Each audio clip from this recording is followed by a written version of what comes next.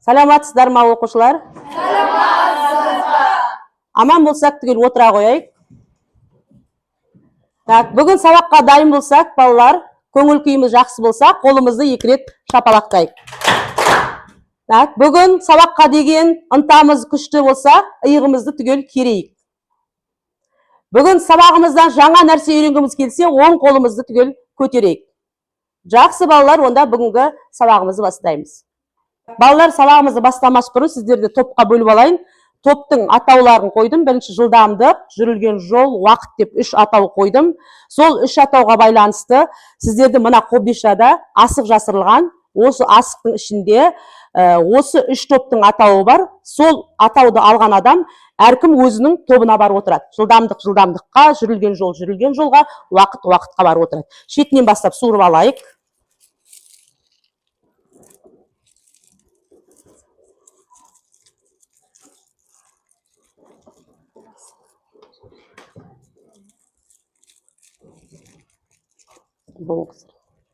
Тездетейік.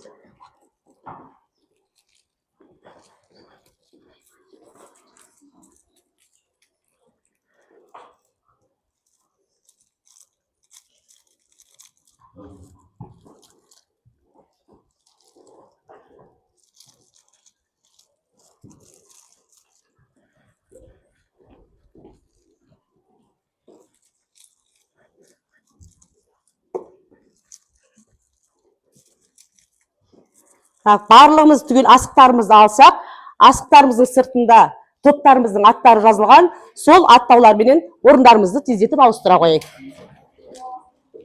Тыныштық болсаңыз.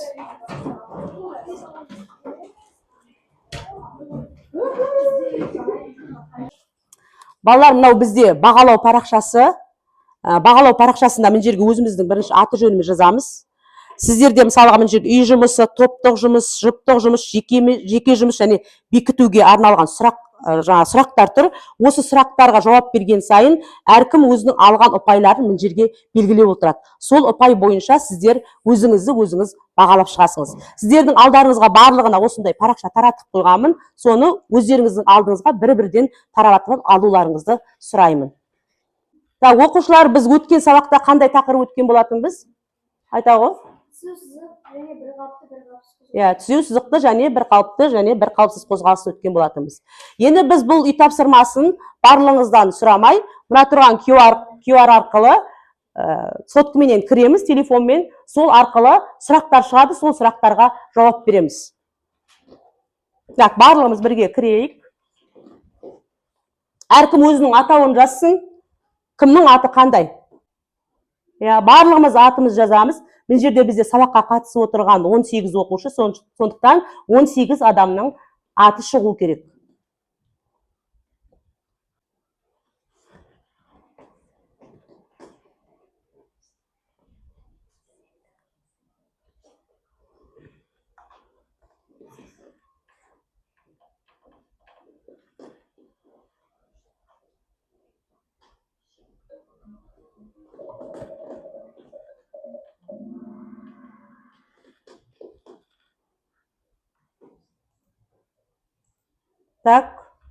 Бүгінгі біздің тапсырмамыз, бірінші тапсырмамыз не болды? Велосипедші еңістікте төмен түскен сайын жылдамдығы артып бара жатыр дейді. Ол енді бір қалыпты ма және бір қалыпсыз ба дейді. Сонымен ол не болды деген сөз? Бір қалыпсыз. Жарайды балалар, барлығыңыз 18-іңізде дұрыс жауап берген екенсіңіз. Кетті келесі. Яғни бірінші бізде жылдамдыққа жатқан бізде жанайым екен. Лифті бір қабаттан екінші қабатқа бірдей жылдамдықпен көтеріліп барады. Кім қайтып белгілейді екен, қарайық.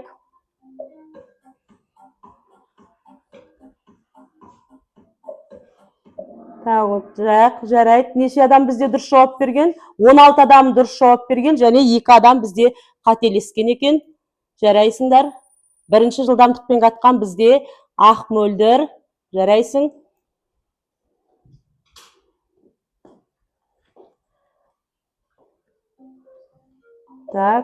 Автобус аялдамаға жақындағанда тежеліп келеді. Бұл бізде қандай қозғалыс? Бір қалыпты немесе бір қалыпсыз қозғалыс екен, қарайық. Яғни бір қалыпсыз қозғалыс екен. Оны бізде 16 адам дұрыс жауап берген, 2 адам дұрыс жауап бермеген екен. Жарайсыздар балдар? Так, бірінші жылдамдықпен қатқан бізде инабат екен. Жарайсың инабат? Так, жаяу адам бір қалыпты келе жатыр дейді. Бұл бізде қандай қозғалысқа жатады екен? Көрейік.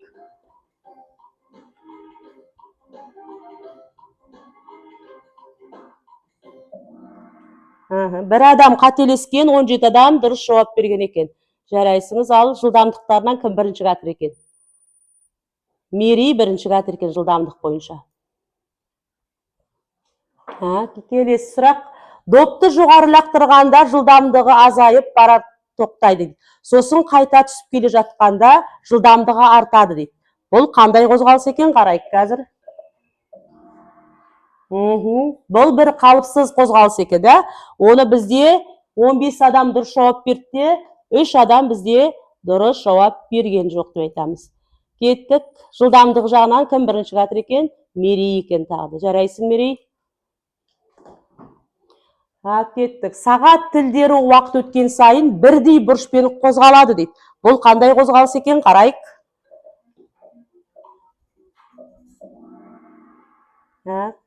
Бұл қандай қозғалыс? Бір қалыпты қозғалыс екен. Бір адам қателескен, қалғанымыз толықтай жауап беріппіз. Жылдамдық бойынша Азамат бірінші қатыр екен. Жарайсың, Азамат? Жүгіруші мәреге жақындағанда жылдамдығын үдетті дейді. Бұл қандай қозғалыс екен бізде? Бір қалыпсыз қозғалыс екен. Дұрыс айтасың, Мансұр. Бір қалыпсыз қозғалыс екен. Бірінші бізде жылдамдық бойынша Мери қатыр екен. Келесі. Автобус трассада бірдей жылдамдықпен келе жатыр дейді. Бұл қандай қозғалыс болды? Бір қалыпты. Яғни 16 адам дұрыс жауап берген, 2 адам қателескен екен. Мансұр жылдамдық бойынша бірінші келе жатыр. Машина бағдаршамға жеткенде тежеліп тоқтап қалды дейді. Ол қандай қозғалыс екен? Қарайық. Бір қалыпсыз қозғалыс. 16 адам дұрыс жауап берген, 2 адам дұрыс жауап бермеген. Жылдамдығы бойынша бірінші бізде тағы да Мансұр қатыр. Жарайсың, Мансұр? Келесі ең соңғы сұрағымыз бізде. Велосипедші тегіс жолда тұрақты адыммен айдап бара жатыр дейді. Бұл бізде қандай қозғалыс екен? Қарайық. Ол молодец, 18-мізде дұрыс жауап берді. Енді бізде бұл жерде 3 орын беріледі. Бірінші, екінші, үшінші орын. Осы 3 орын алған адамды біз бағалаймыз. Яғни, бірінші орын алған адамды 3 балдық жүйемен, екінші орын алған адамды 2 балдық жүйемен, үшінші орын алған адамды 1 балдық жүйеменен бағалаймыз. Бағалауын қарайық. Кім орын алғанын қарап жіберейік.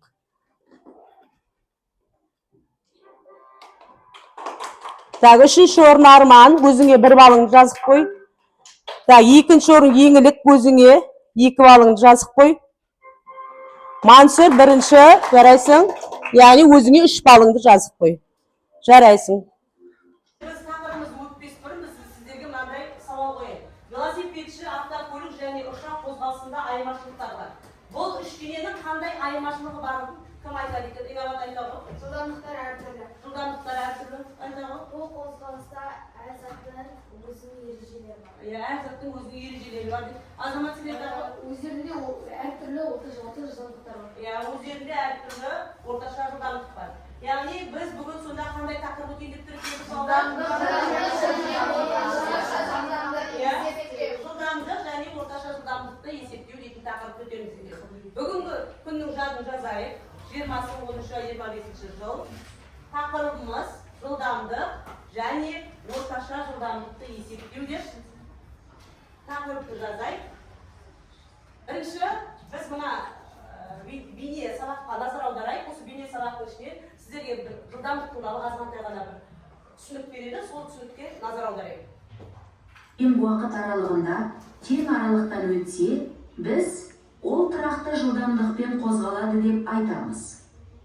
Өткен аралықта шығындалған уақытқа бөле отырып, біз дене жылдамдығын есептей аламыз. жылдамдық секундтағы метрмен, сағаттағы километрмен, сағаттағы теңіз милясымен, сағатына милямен және тағы басқа өлшемдермен беріле алады. Егер дене тең уақыт аралығында тең спидометрінің Біз өткен сабақта бір қалыпты түзеу сызықты қозғалысты көрдік.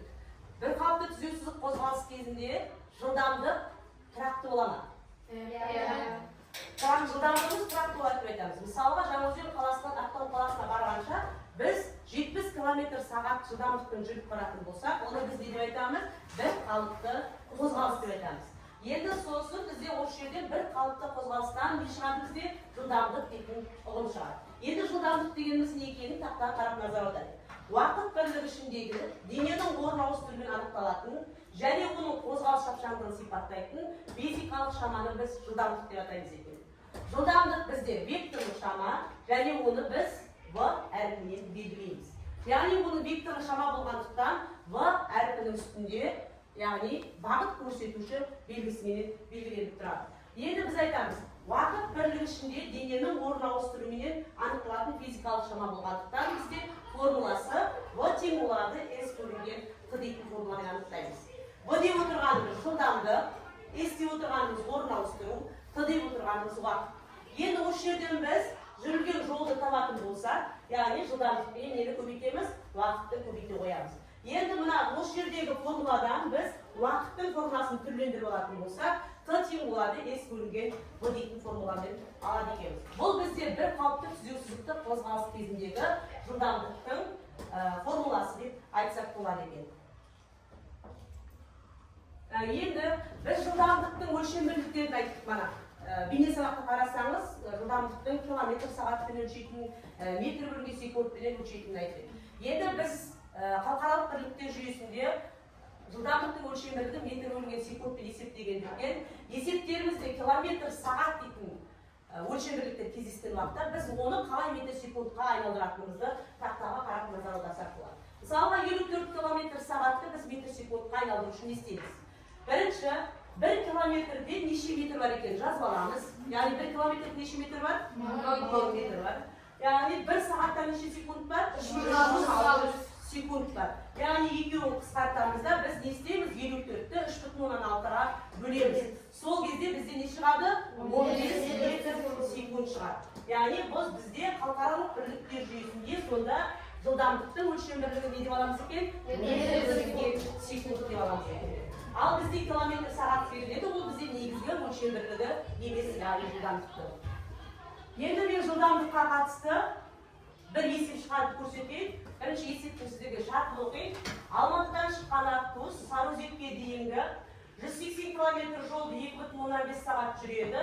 Автобустың қозғалысын бір қалыпты деп ұйғарып, оның жылдамдығын халықаралық бірліктер жүйесінде анықтау керек екен.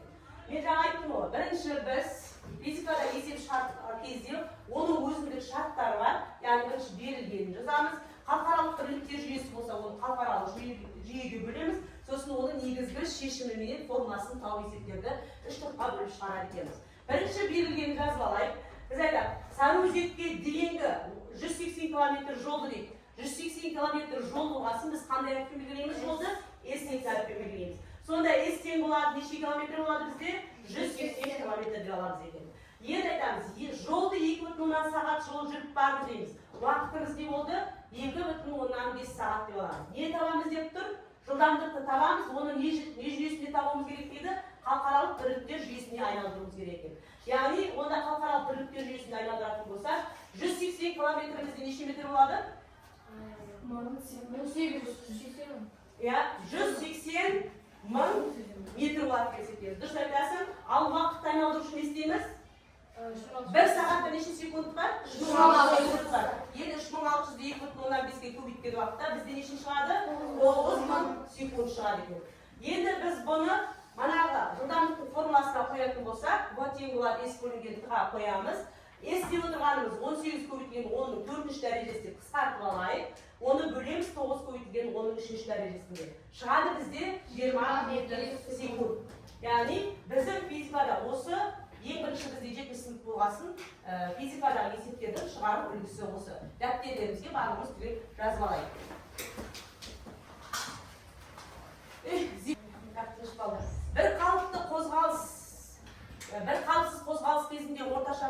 нақты айтамыз да.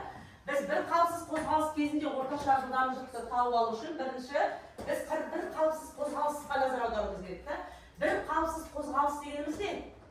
Дене тең уақыт аралықтарында әртүрлі жол жүретін болса, онда ол бір қалыпсыз қозғалыс болады да. Сол кезде айтамыз, онда бізде бір қалыпсыз қозғалыс болғандықтан оның жылдамдықтары не болады деген сөз? Әртүрлі болады деген сөз.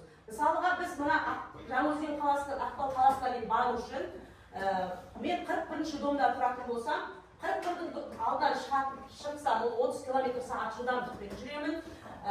Оны 5-ші шағын ауданнан өткен кезде мен 50 км/сағатпен жүремін. Енді мен мына 5-ші шағын ауданнан шыққаннан кейін Құрмашатаға барғанша мен 100 км/сағат жылдамдықпен жүріп барамын. Одан кейін тағы да оны 90-ға түсіремін км/сағатпен. Яғни біздің жылдамдықтарымыз әртүрлі болып тұрай ма? Жылдамдықтарымыз әртүрлі болса бізде қандай жылдамдық орындалады? Орташа жылдамдық орындалады.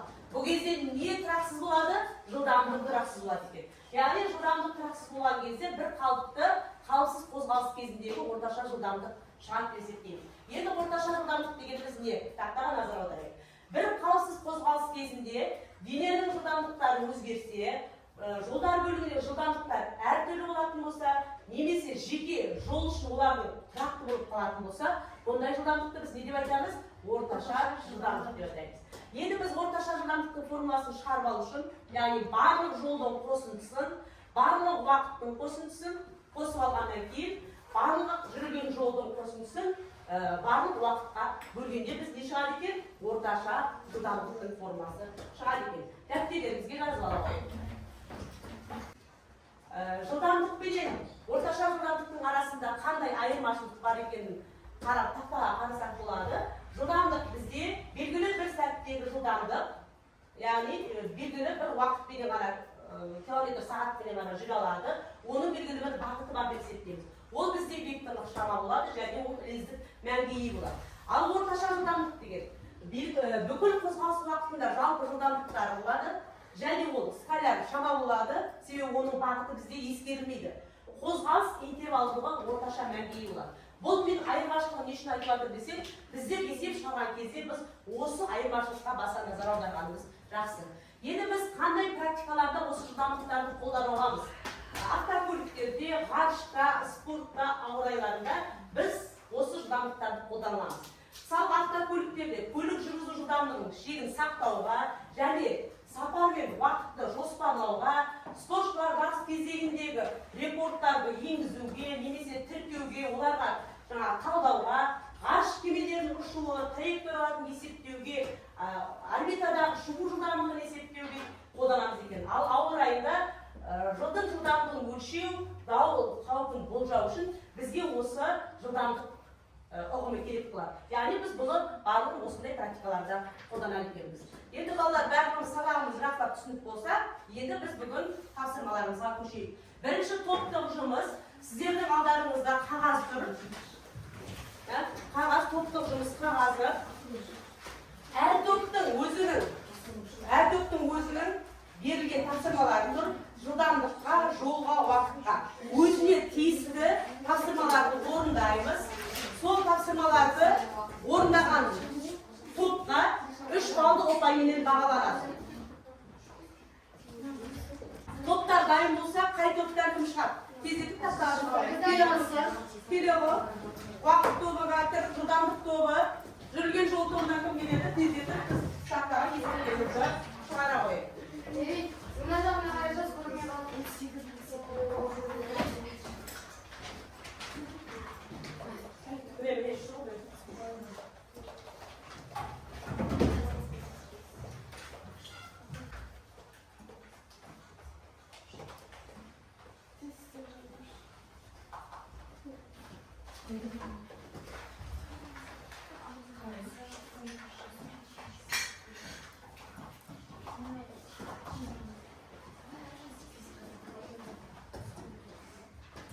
Қолымыздың шығарматқан есептеріне назар аударып қараймыз. Қателіктер болмасын. Қателіктер кетіп жатса, қолымыз өзіміз жөндейміз.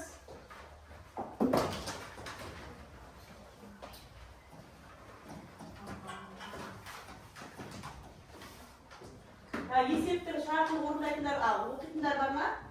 Есептің шартын оқитындар.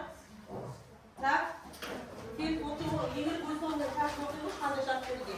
Не берілген екен есептерімізде? Birinci bir saatte 6 kilometre saat yolumuz.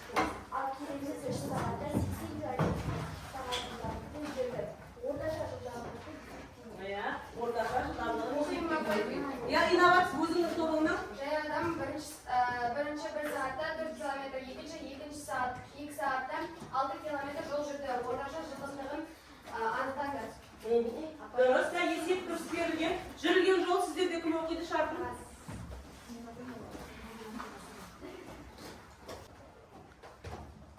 To'pni eseplarni qarab qanday yo'q qo'da?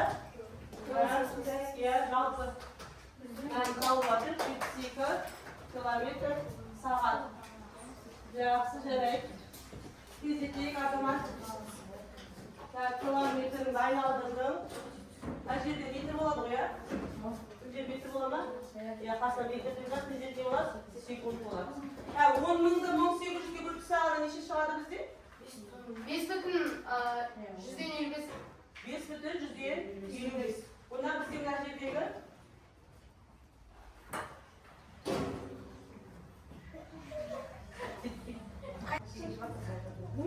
Бесбүтін оннан бестер болса ма? 5,155. Тағы қателік бар ма мен жерде? Қателік бар ма? Формула қайда бізде? Қайда формула? Қандай формула шығарып жатыр? Қандай формула ойлап жатыр?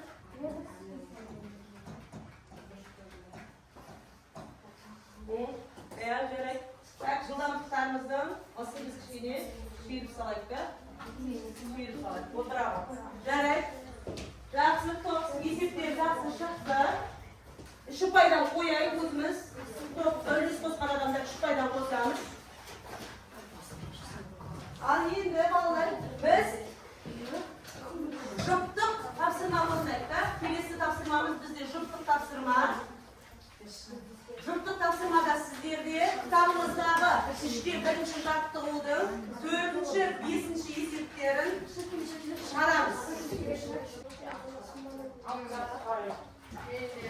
Сіздер отырғандарымыз түгел қарап отырмаймыз, шығарған есептерді дәптеріне жазып отырамыз.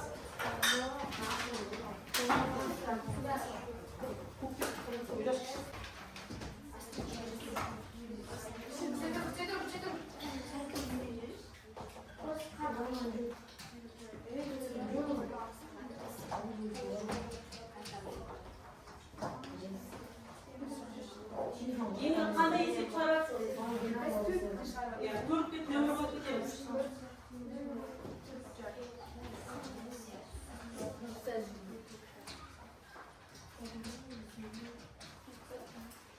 Қанша километр жол жүрдік? 4,5 километр жол жүрдік, да? Жылдамдық берілген, уақыт берілген, жүрген жолды табуымыз керек. Жарайды, отыра қойыңыз, молодец. Жарайсың.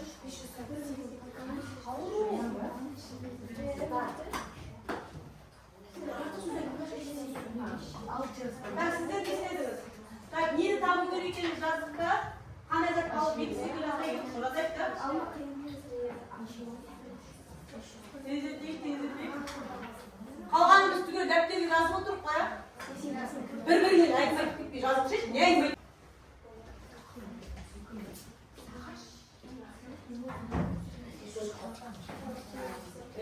Километрден километр қысқартсыңдар. Сонда не шықты бізде? Секунд.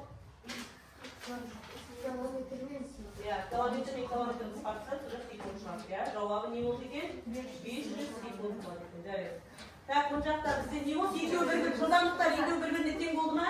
Екеуі бір-біріне. Жарайды. Барлық есепті көшіріп болдық қой да балалар. Көшіріп болсақ, біздер енді жеке жұмыс.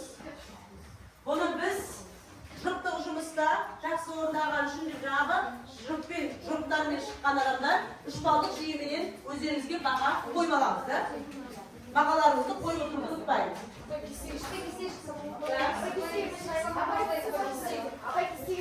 Енді біз жеке жұмыс орындаймыз. Бұл жерде әркім өзінің есептерін шығарады. Бұл жерде 3 түрлі деңгейі, Б деңгейі, С деңгейінің есептері, сұрақтары берілген. Әркім өзінің қай деңгейге әлі келеді, сол деңгей бойынша есептері шығаруға болады. Бұл сабақта біз тапсырмада 3 балдық жүйемен бағалаймыз. Ол 3 балдық жүйесін біз С деңгейіне қойдық. 2 балдық жүйені біз Б деңгейіне қоямыз. 1 балдық жүйені біз А деңгейіне. Орындап болса, кім тақтаға шығады? Кел, Мансұр, кел ағау. Сен қай тапсырманы орындауға кеттің? Б деңгейін ба? Жарайды, Б деңгейін орындай ғой. Сен қанша деңгейді орындай кеттің? С деңгейі орындай ғой. А деңгейін сұрақтарынан жауап береді, ақ деп жауап бере алады.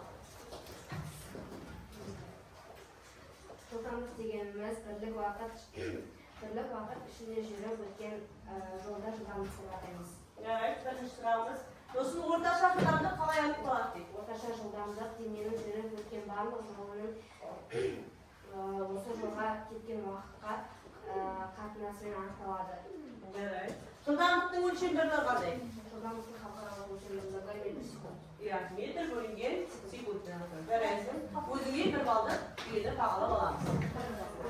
Енді шығарып Мансұрдың кестені толтырып жатқан дұрыс па екенін қараймыз, да? Бұл жерде бізде белгісіз, орын ауыстыру белгісіз болған орын ауыстыру табу үшін 20 менен 7-ні көбейтіп солай ма? Одан кейін жылдамдықты табу үшін біз 120-ны 30-ға бөлдік. Ал уақытты табу үшін жүрілген жолды біз жылдамдыққа бөлдік. Сонымен нәтижесін біз кестеге жаздық.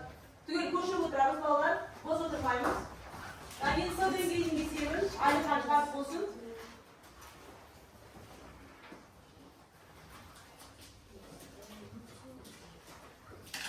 С деңгейінде автомобиль бір қаладан екінші қалаға жету уақытының жартысын 60 км/сағат жылдамдықпен жүреді дейді.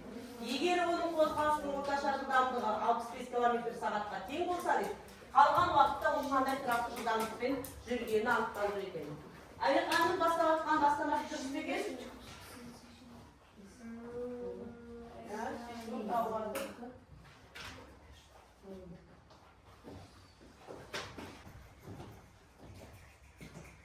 Есептің барлығын түгел жазып болдық па балдар? Енді жазып болса, тағы сіздерге жеке жұмыс. Бүгінгі біз көтерген тақырыптан не түсіндік, не ұйғардық, жылдамдықтың не екенін, оның өлшем бірліктерінің қандай екенін, формуласының қандай екенін білу үшін сіздерге мен тағы да телефондарыңызға қойыңыз.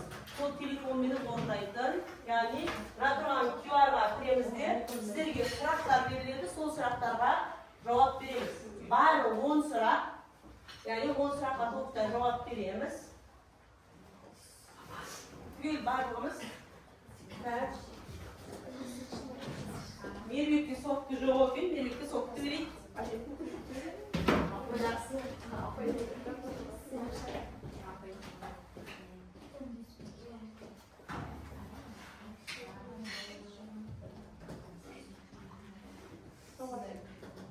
Тапсырмалардың орындап болса, кімнің қалай орындап жатқанын өздерінің сот түсінде көрсетіп отырады, неше сұраққа жауап бергенін мен сіздердің қастарыңызға барып, кім неше сұраққа жауап бергенін қазір қараймын.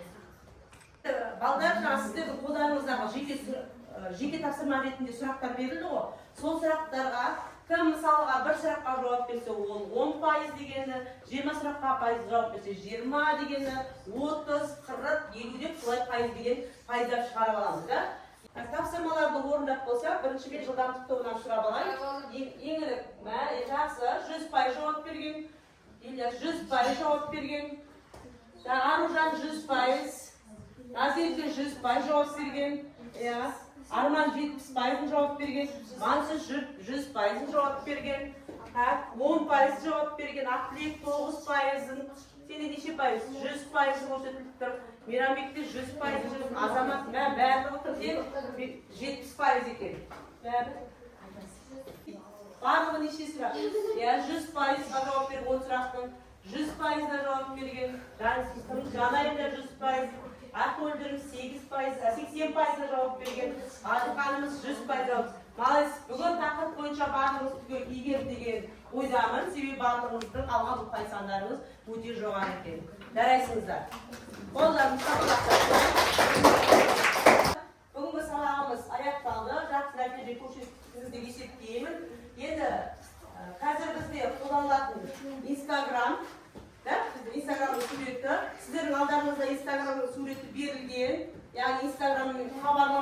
жеткізуге болатынын тағы білесіздер. Сол хабарламаны жеткізу үшін сіздер өздеріңіздің бір-бір қағаздарыңызды алып алдарыңызда тұр. Бір-бірден қағаздарды алыңыздар. Кімнің ойы қандай бүгінгі сабақта? Кім қандай ойын айтады бұл сабақ туралы? Алда қандай қызықты сабақтар болса екен деп тілейді. Сондай өздеріңіздің әртүрлі тілектеріңіз болса, соны не істейміз? Мына қағазға түгел жазып береміз.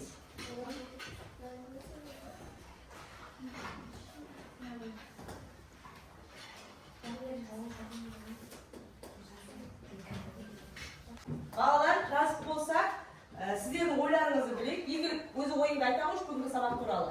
Бүгінгі сабақ өте жақсы өтті. Барлық балалар көптеген ақпараттар білді. Жарайсың, отыра ал. Сіздерде кім айтып жүрген болса, Азамат айтып. Бүгін жарысқа өткізілді. Бүгін біз көптеген қызықтырушылар орындадық.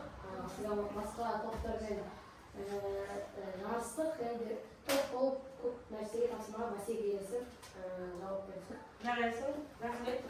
Сіздерден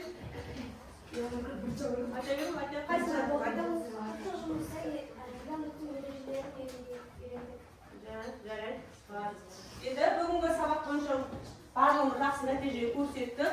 Енді бағалауларымызға қарайтын болса, кім 10 ұпай алатын болса, солар қолдарымызды көтереміз үш топта. Жарайды, көбіміз 10 ұпай алыппыз. Жарайды, енді 9 ұпай алып дегендер қол көтереміз. 9 ұпай алған. Яғни бүгін бізде 10 мен 9 ұпай алған бала саны өте көп екен. Бүгін біз сабақты түгел толық меңгердік деп ойлаймын. Балалар, бүгінгі сабаққа қатысқандарыңызға рахмет. Аман сау, кездескенше сау болыңыздар.